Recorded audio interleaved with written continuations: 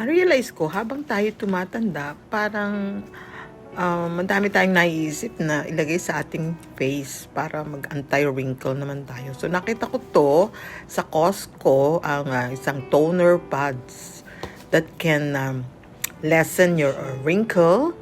So meron tong dalawang refill inside. So buksan natin itong unang refill and itatry na natin ito. So let's see kung may pagbabago pa, may ipagbabago pa ang ating cuties.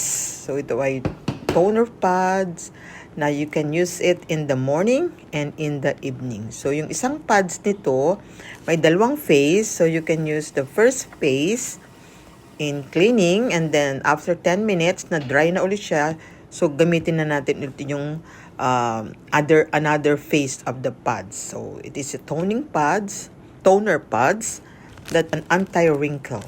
So let's see kung may himala pa ng pagbabago dito sa aking cuties. Okay, that's for now. Let's see the result after 10 days or a few days. Thank you for watching.